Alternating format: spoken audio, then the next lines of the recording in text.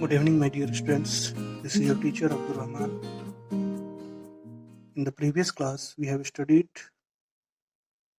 about the application of the steady flow energy equation. Now, we will move further and study about the second law of thermodynamics. Before that, we will know the limitations of the first law of thermodynamics, so that we can easily understand the second law of thermodynamics. So, what are the limitations of the first law of thermodynamics? So, the first limitation is as when a closed system undergoes a thermodynamic cycle, the net heat transfer is equal to the net work transfer. We know that from the first law of thermodynamics that net heat transfer is equal to the net work transfer. But in this case, it does not tell whether the heat transfer takes from cold body to hot body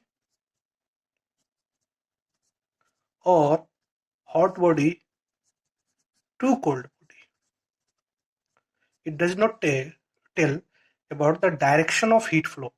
That is, whether the heat flows from a colder body to hotter body or from hotter body to colder body. It does not tells the direction of heat flow. It only tells heat transfer is equal to the work done, but it does not tell whether heat flows from colder to hotter or hotter to colder.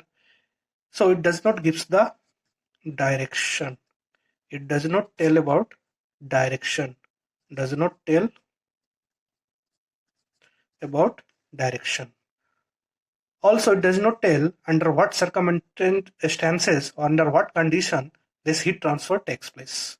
So, this is the first limitations of the first law of thermodynamics, that it does not specify the direction whether heat can flow from colder body to hotter body or from hotter body to colder body.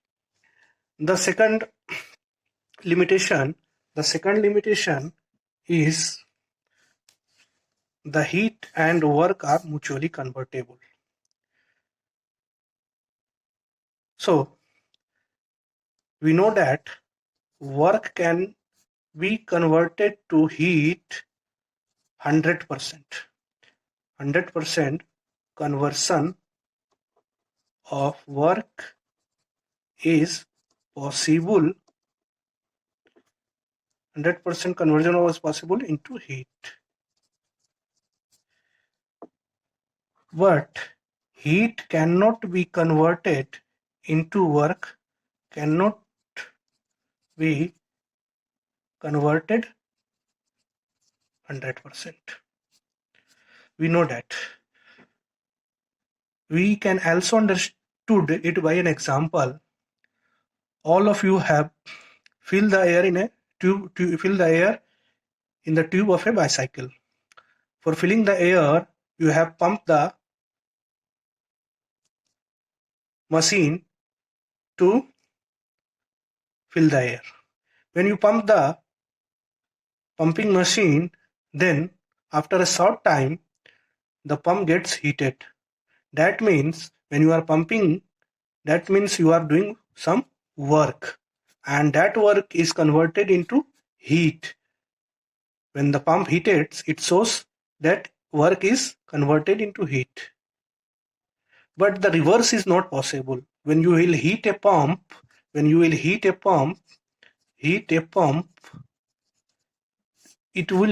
cannot move the piston of the pump.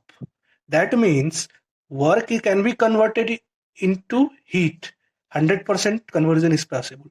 But when you supply heat to the pump, it cannot move the piston. That shows work is high grade energy, and heat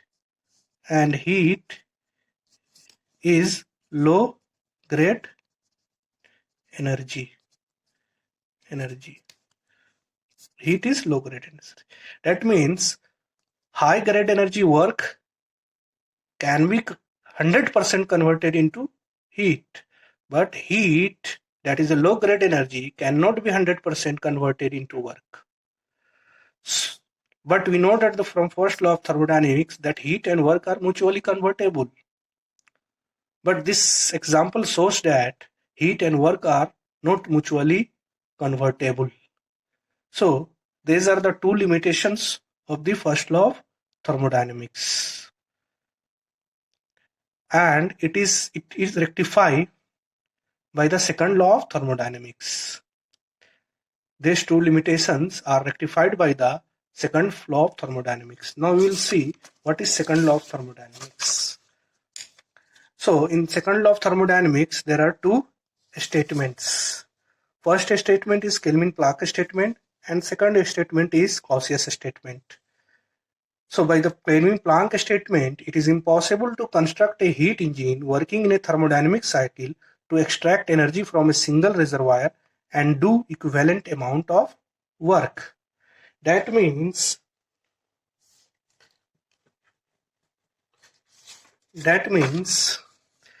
Kelvin-Planck statement states that it is impossible to construct a heat engine. What is heat engine? Heat engine is a device which converts heat into work. Suppose there is a reservoir. There is a reservoir. What is a reservoir? Reservoir is a source of heat. Source of thermal reservoir. Thermal reservoir is source of heat. A thermal reservoir is a reservoir or source of infinite capacity of heat. That means if we take some quantity of heat from this thermal reservoir, that doesn't do any effect on the quantity of heat. It is like that if we draw one bucket of water from a sea, then it doesn't do any effect on the water of the sea. So thermal reservoir acts as a source that is infinite capacity, that is having a heat of infinite capacity. So Kelvin-Planck statement is stating that it is impossible to construct a heat engine working in a thermodynamic cycle to extract energy from a single reservoir. Suppose this is a heat engine. It is the thermal reservoir.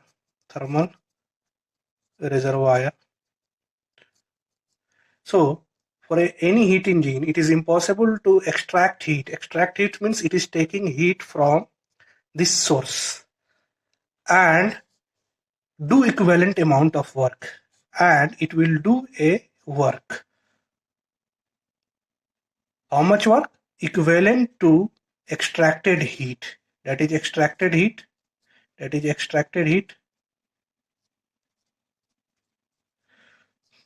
That means this Kelvin-Planck statement is saying that it is impossible for any heat engine to extract heat and do equivalent amount of work. That means work cannot be equal to Q. That means it will have some effect on the surrounding. It will also release some heat. It will not do equivalent amount of work. It is impossible for any heat engine to do equivalent amount of work. It can be understood like that. Suppose this heat engine extracts 10 joule from this source and it also do a work of 10 joule. This means work is also 10 joule and heat extracted is also 10 joule. So for any heat engine, it is impossible to extract 10 joule and do equivalent amount of work, that is 10 joule. It will always release some amount of energy to the surrounding. So it is impossible for any heat engine to extract heat from a single reservoir and do equivalent amount of work. And we know that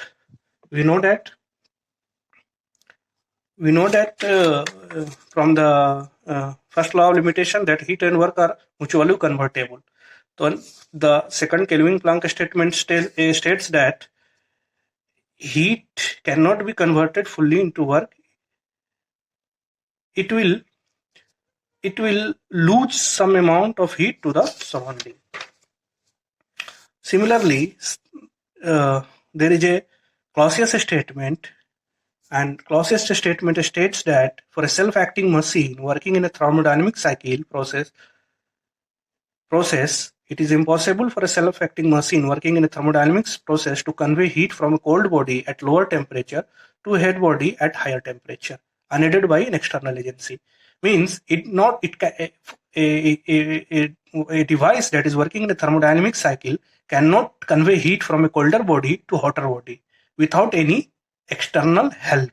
That means, suppose there is a reservoir and there is also a reservoir, and a machine is acting like that.